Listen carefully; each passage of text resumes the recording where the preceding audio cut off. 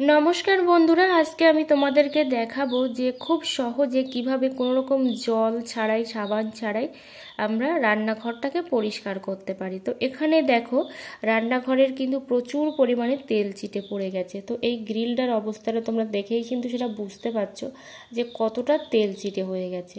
এবার আমি সামান্য একটু স্প্রে করে দিয়েছি, আর স্প্রে করে দেখো ব্রাশ দিয়ে ঘষে দিচ্ছি, তার ফলেই কিন্তু উঠে যাচ্ছে। তাহলে বুঝতে পারছো কত স্ট্রং এই রেমেডিটা। তো অবশ্যই কিন্তু তোমরা বাড়িতে এইভাবে কিন্তু সমস্ত তেল চিটে রান্নাঘর, মানে যত জেদি দাগ আছে সমস্ত দাগ কিন্তু তোমরা তুলে ফেলতে পারবে। তো একটু বুদ্ধি খাটালেই কিন্তু এগুলো হয়ে যাবে। কোনো রকম দেখো ঘষাঘষিরও প্রয়োজন পড়ছে না, সাবান জলেরও কিন্তু কোনো রকম প্রয়োজন পড়ছে না, বা কোনো রকম এতে কষ্টও নেই। তো আমি এবারও ভালো করে মুছে এইভাবে কিন্তু তোমাদেরকে দেখাচ্ছি।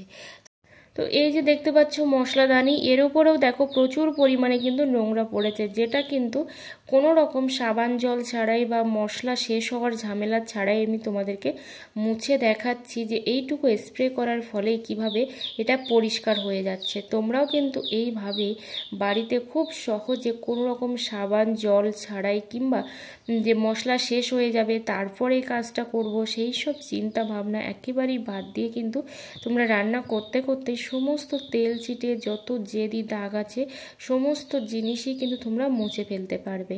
তো দেখো খুব সহজে কিন্তু আমি মুছে এই যে তোমাদেরকে দেখালাম যে কতটা নোংরা এখানে উঠেছে। কারণ চিমনি থাকার পরেও কিন্তু চারিদিকে ছড়িয়ে যায় ওই যে তেলটা, সেই থেকেই কিন্তু এইভাবে কিন্তু তেল চিটে হয়ে যায় রান্নাঘরের সমস্ত জিনিসপত্র। তো এইখানে দেখো এই যে কৌটাটা আছে, এই কৌটাটার উপরে শুধু যে একটু নোংরা পড়েছে সেটা কিন্তু নয়, তার সাথে সাথে এত পরিমাণে তেল কাট পড়েছে, যেটা তেল চিটে বলে, সেটা পড়েছে যে এর উপরে কিন্তু হাত দেওয়াই যাচ্ছে না। এটা কিন্তু মাঝে মধ্যে আমাদের পরিষ্কার করেই নিতে হয় সমস্ত বাসনপত্রগুলো এইভাবে, কোনো রকম টেনশন ছাড়াই বা মশলা শেষ হওয়ার ঝামেলা ছাড়াই। তো এখানেও দেখো আমি একটু স্প্রে করে দিলাম, আর তোমাদেরকে আমি দেখাচ্ছি যে স্প্রে সামান্য একটু করে তারপরেই দেখো যে আমি একদম পরিষ্কার কাপড় নিয়েছি, নিয়ে কিন্তু আমি তোমাদেরকে দেখাচ্ছি যে ঠিক কতটা কার্যকরী এই স্প্রেটা। তো অবশ্যই তোমরা এই স্প্রেটা একটু বেশি করেও বানিয়ে কিন্তু 1 থেকে 1.5 মাস 2 মাস কিন্তু বানিয়ে তোমরা রেখে দিতে পারো। কোনো রকম ফ্রিজের প্রয়োজন পড়বে না, তোমরা কিন্তু নর্মালভাবেই রেখে দিতে পারবে।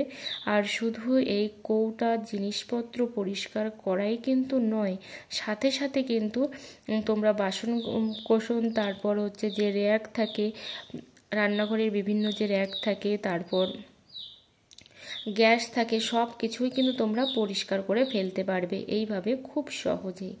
আর একটা গৃহিণী কিন্তু জানে যে রান্নাঘরে ঠিক কতটা কাজ করতে হয়, আর সাথে সাথে সারাদিন সংসার সামলানোটা কিন্তু কম কথা নয়। তো সমস্ত সংসারটা সামলে রান্নাঘরের জিনিসপত্রগুলো পরিষ্কার করা বা অন্যান্য জিনিসগুলো পরিষ্কার করাটাও কিন্তু মুখের কথা নয়। তো দেখো আমি পরিষ্কার ফিটটা দিয়েই কিন্তু এটা মুছে নিলাম, কারণ যেহেতু পুরোপুরি পরিষ্কার করছি, এটা কিন্তু না বেসিনে নিয়ে যাওয়ার প্রয়োজন পড়বে, না পুকুর ঘাটে নিয়ে যাওয়ার প্রয়োজন পড়বে।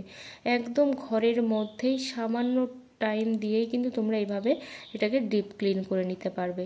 তো আমি কিন্তু ডিপ ক্লিনই করছি এখানে। তো এইভাবে কিন্তু রান্নার পাশাপাশি তোমরা কাজগুলোকে সেরে নিতে পারবে।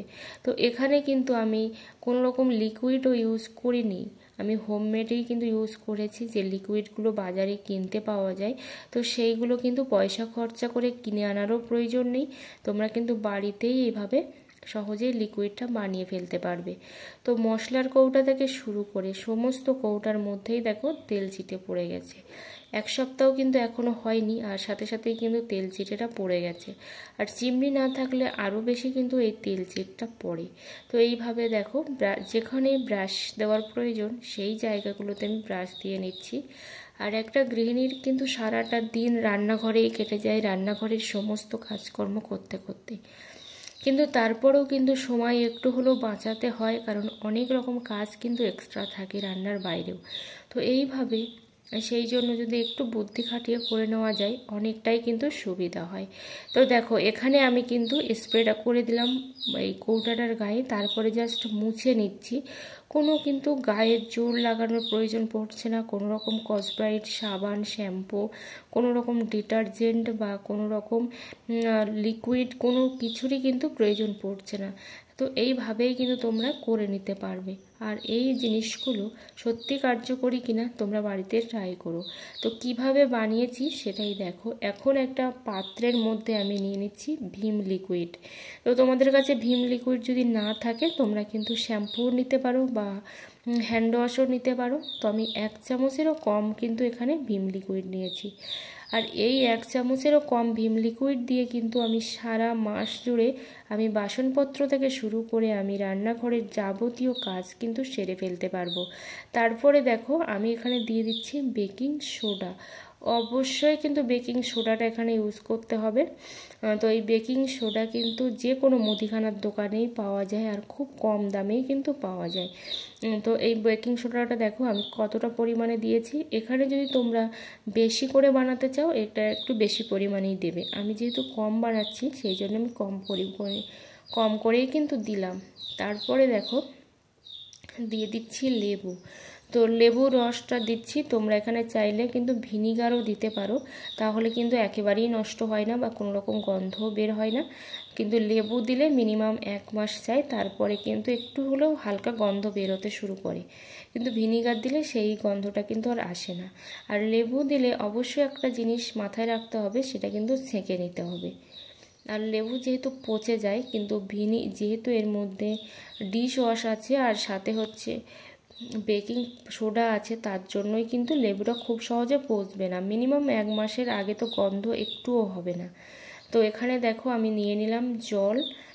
তো জল নিয়ে কিন্তু হালকা করে এভাবে কিন্তু ভালো করে আমি এগুলো গুলিয়ে নেব। যেহেতু বেকিং সোডা দিয়েছি একটু দানা দানা আছে, সেই জন্য কিন্তু একটু হাতে টাইম নিয়েই কিন্তু এটা ভালো করে গুলিয়ে নিতে হবে। আর আমি দেখো খুব বেশি পরিমাণে কিন্তু বানাচ্ছি না। আর তারপরেও কিন্তু এইটুকু জিনিস দিয়ে আমি সারা রান্নাঘর পরিষ্কার করেও কিন্তু শেষ করতে পারবো না, কারণ তারপরেও কিন্তু থেকে যাবে। তোমরা দেখতেই পেলে যে কত সহজ আর কতটুকু জিনিস দিয়ে জিনিসপত্রটা পরিষ্কার করা যাচ্ছে। এখানে দেখো আমি একটা কৌটার মধ্যে ভরে রেখে দিচ্ছি, কারণ আমার এটা কিন্তু প্রয়োজন পড়ে। এখনও কিন্তু আমার বানানো আছে প্রায় 1 লিটারের মতো, কারণ আমার সব সময় এটা প্রয়োজন পড়ে। আর তোমাদেরকে দেখানোর জন্যই কিন্তু আমি আবারও নতুন করে এটা বানালাম। তারপরে দেখো এখন আমি কি করছি, এটা এইভাবে তো বোতলের মধ্যে রেখে দেবো। তোমরা চাইলে এইভাবে বোতলেও রেখে দিতে পারো, আবার কিন্তু কোনো একটা স্প্রে বোতলের মধ্যেও রেখে দিতে পারো, তোমাদের খুশি সেটা। কিন্তু স্প্রে বোতলের মধ্যে রেখে দিলে কি লাগে কম, আর অনেক দিন কিন্তু সেটা চলে। যেহেতু একটু স্প্রে করে দেওয়া হচ্ছে, খুবই কম পরিমাণে লাগে। আর যেসব বন্ধুরা আমার চ্যানেলে নতুন, অবশ্যই চ্যানেলটা সাবস্ক্রাইব করে পাশে থেকো, অল নোটিফিকেশানটি অন করে দিও নিত্য নতুন ভিডিও পাওয়ার জন্য। আর যারা অলরেডি চ্যানেলটা সাবস্ক্রাইব করে দিয়েছো সবাইকে জানাই অসংখ্য অসংখ্য ধন্যবাদ। তো দেখো এভাবে একটা স্প্রে বোতলের মধ্যে আমি ঢুকিয়ে এখন এটা ইউজ করব।